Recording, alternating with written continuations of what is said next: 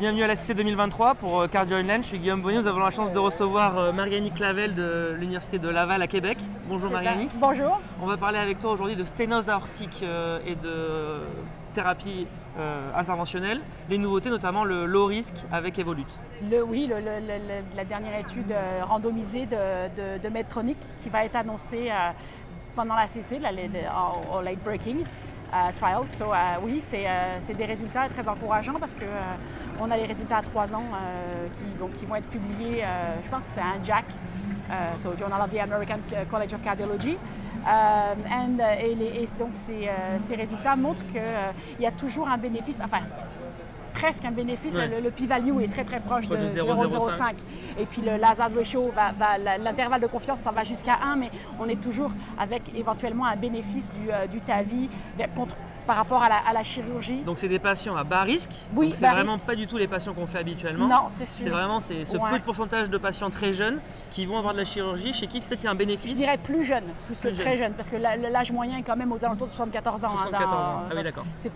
C'est pas si jeune que ça, c'est des patients relativement moins vieux, on va dire, et surtout moins malades, moins comorbides. Ouais. Donc c'est ça qui est bien aussi de rapporter, c'est que ce low risk, c'est quand même des patients qui sont quand même âgés. C'est quand même des patients âgés, fait que on ne va pas donner forcément mettre un TAVI à 50 ans, c'est ça. Il y a d'autres problèmes qui sont quoi qu'on peut aussi penser faire un TAVI, après faire un valve-in-valve, après une chirurgie, mais c'est pas la discussion d'aujourd'hui. C'est ça, non, ouais, ça complique peut-être un peu les choses pour les chirurgiens si on fait ça, mais ça après c'est leur problème. C'est ça.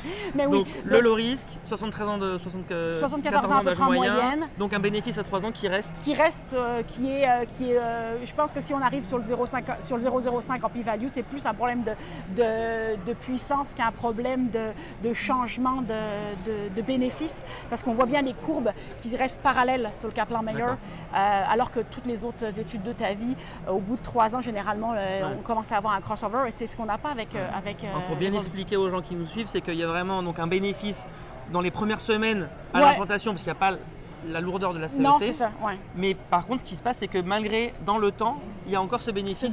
Ouais. C'est comme si la mortalité qu'on n'avait pas eue au départ, finalement, reste, on la récupère, on la récupère pas. Pourquoi finalement, dans ce type de valve, c'est une surprise et pourquoi c'est encore quelque chose qui est attendu ou pas attendu pour nous?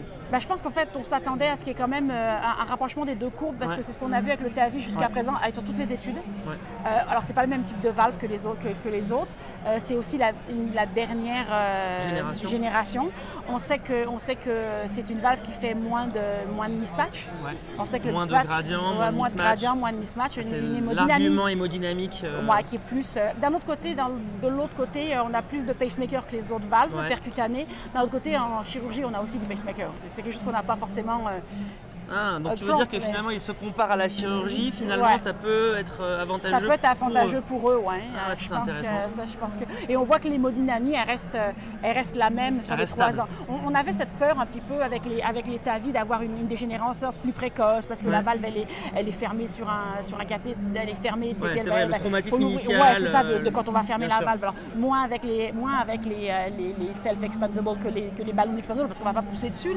Mais d'un autre côté, on avait quand même cette peur là un petit peu, et ça a l'air en tout cas de tout ce qu'on a d'un point de vue de TAVI qu'il n'y a pas plus de dégénérescence de prothèse. Donc finalement un bénéfice dans les outcomes, donc dans les critères d'hospitalisation de mortalité toute cause, et surtout une longévité des données très rassurantes. C'est ça. Alors le bénéfice il est surtout sur les hospitalisations, parce que décès et stroke c'est à peu près comparable entre les deux. Et c'est surtout sur les hospitalisations, c'est quand même dérivé par les hospitalisations.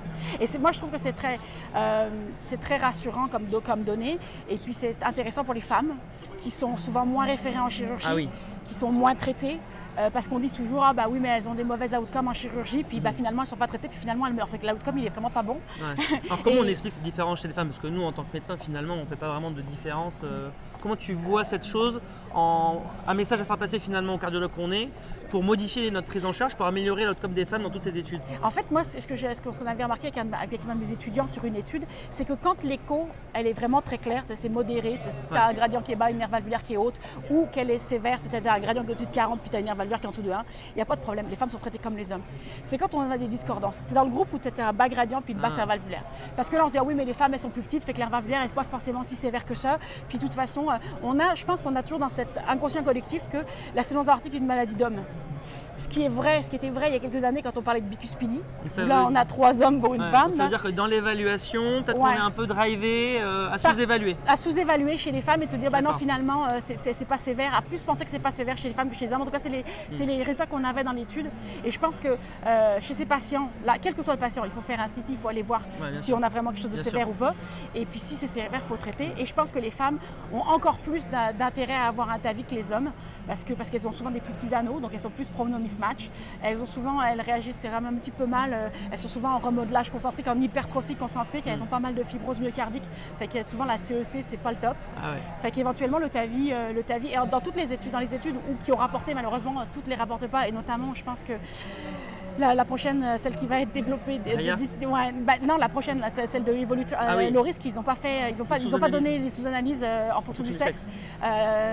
C'est vraiment un problème. J'aurais aimé qu'ils les donnent, mais on a Rhea Study qui va arriver. Moi, j'attends franchement Rhea. Donc Rhea, tu peux nous rappeler éventuellement. Rhea, donc c'est que des femmes. Que des femmes. Ça, y a pas de... Et elles sont randomisées chirurgie versus transcathéter pour aller voir et puis randomiser parce que même si on fait des sous-analyses dans les études générales, c'est des patients de tout risque.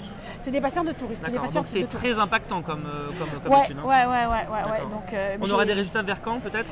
2023, fait que mais on espère pour le SC, ce serait super. Mais je sais pas si je crois que c'est le 1 an le endpoint principal et je pense que ça fait pas 6 mois qu'ils ont inclus la dernière patiente, j'allais dire le dernier patient, non la dernière patiente.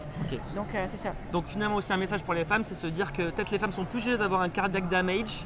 Et donc finalement peut-être que pour elles le TAVI, peut-être surtout si elles sont pas hésiter, être un peu plus agressif. En tout cas dans l'indication interventionnelle.